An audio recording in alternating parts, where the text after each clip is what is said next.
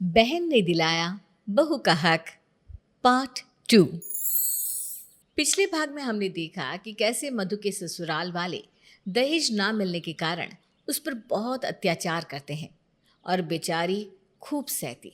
लेकिन जब उसकी बहन आंचल को ये सब पता चलता है तो वो फौरन मधु से मिलने के लिए आती है और उसे हिम्मत देती है और अपने हक के लिए लड़ने को कहती है। दीदी, आप कोई पायदान नहीं हो, आपको अपने हक के लिए ये लड़ाई लड़नी ही होगी। प्लीज़ दीदी, अपना हक लो और आज़ाद हो जाओ इस बेकार के रिश्ते से। इस लड़ाई में आपको आपका हक दिलाने के लिए मैं हर कदम पर आपके साथ रहूँगी। बस आपको निडर रहना है और आगे बढ़ते जाना है।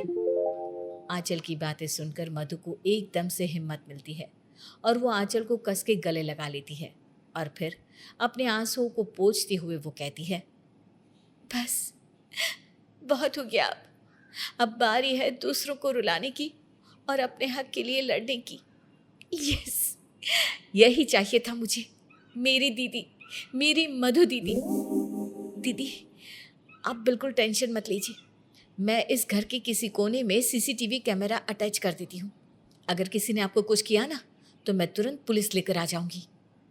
उसकी कोई ज़रूरत नहीं पड़ेगी आंचल, ये मधु अब कैसे सबको लाइन पर लाती है, बस देखती रहो। आंचल घर के एक कोने में एक छोटा कैमरा फिट कर देती है और चली जाती है।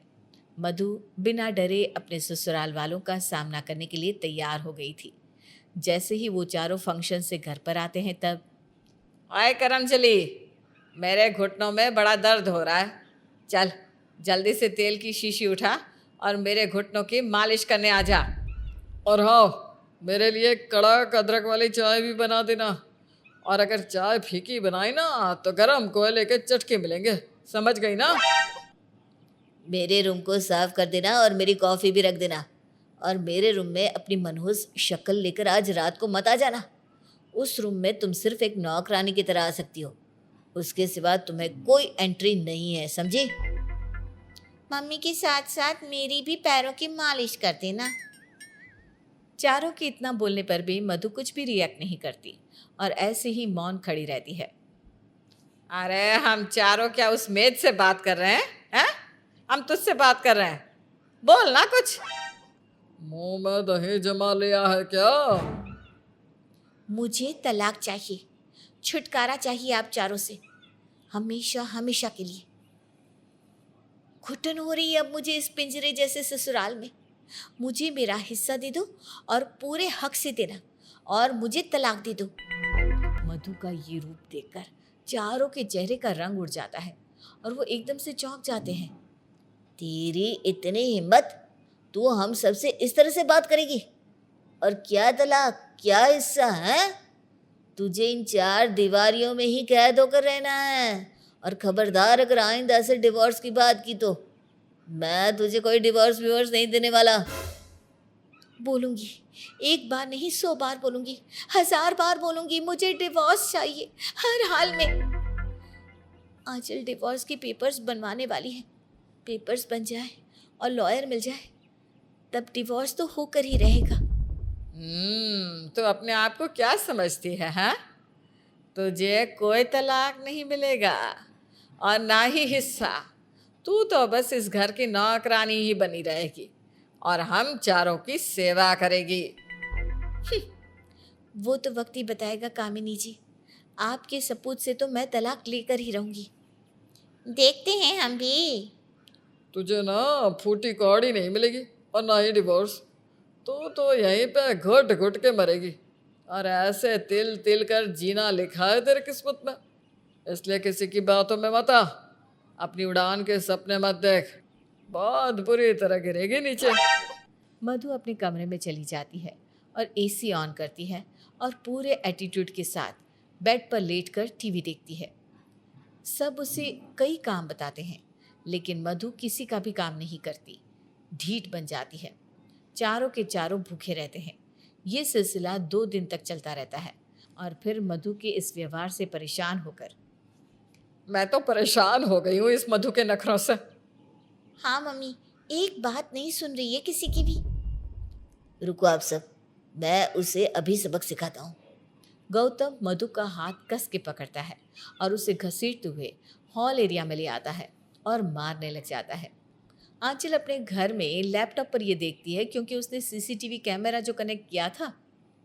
ओ नो दीदी! वक्त रहते आंचल पुलिस फोर्स के साथ मधु के ससुराल पहुंचती है और फिर ये सब क्या चल रहा है? ज़्यादा चौड़ा बन रहा है तू। एक औरत पर हाथ उठाने में बहुत मज़ा आता है तुझे, हाँ? दीदी! आंचल मधु के गले लगती है और पुलिस गौतम को डोमेस्टिक वायलेंस के केस में गिरफ्तार कर लेती है और गौतम को अब मधु को डिवोर्स देना ही पड़ता है कोर्ट में। माधु जी, आपका नाम पिटिशनर नंबर 2 की जगह है और गौतम तुम्हारा पिटिशनर नंबर 1 की जगह। कांपते हुए हाथों से मधु डिवोर्स पेपर्स को हाथ में उठाती है और देखती है। गौतम भी हैरान सा होता है। मधु गौतम की तरफ गुस्सैल आंखों से देखती है।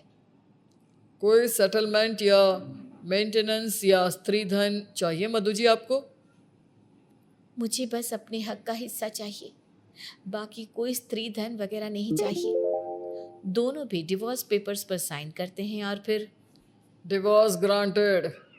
कोर्ट के बाहर मधु अपने गले का मंगलसूत्र निकालकर गौतम के हाथ में थमाती है और वहाँ आंचल भी मौजूद होती है।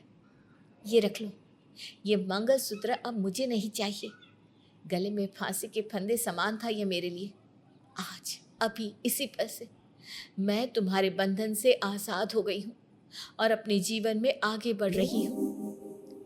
तूने ये बहुत गलत किया है मधु। देखना, तू कुछ नहीं कर पाएगी अकेले। दर दर भटकती रह जाएगी बस। ये लिख ले, उड़ान लेते लेते ही तेरे पंख कट जाएंगे। ये मेरी बद्दुआ है।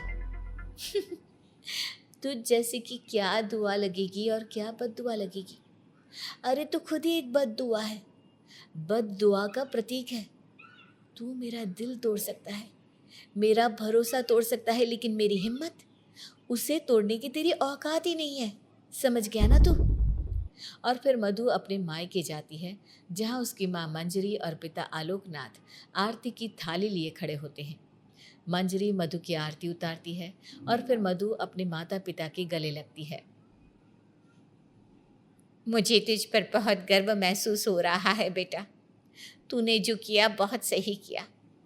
इस देश की हर वो औरत जो तेरी तरह इतने अत्याचार से गुजरती है, उन सभी को भी अपने आत्मसम्मान और अपने हक के लिए इसी तरह लड़ना चाहिए।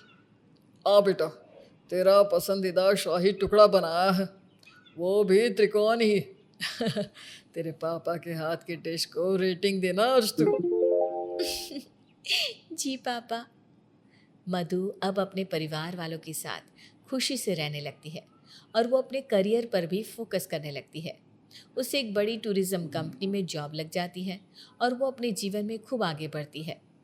आंचल, वैसे तो उम्र में मुझसे छोटी है, लेकिन आज एक बहन ने ही एक बहू को उसका हक दिलाया और मुझे उस रिश्ते से, उस पिंजरे से आज़ाद कराया। थैंक यू सो मच आंचल। भगवान करे तुझ जैसी समझदार बहन सभी को मिले। मैं भी यही प्रार्थना करती हूँ भगवान से कि आप जैसी बहन सभी को मिले।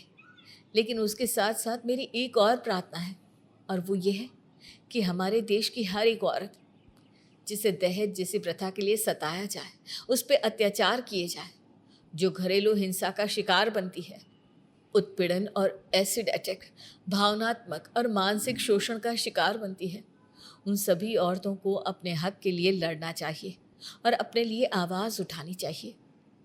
मधु ने गौतम से तलाक और अपना हक लेकर एक बहुत ही अच्छा फैसला लिया, जिसमें उसकी बहन आंचल ने उसका काफ़ी साथ दिया। इस कहानी के ज़रिए हम यही संदेश देना चाहेंगे कि हम सभी को अपने हक और आत्मसम्मान के लिए हमेशा लड़ना चाहिए। कैसी लगी आपको ये कहानी? जाते जाते कमेंट्स में ज़रूर बताते जाइएगा।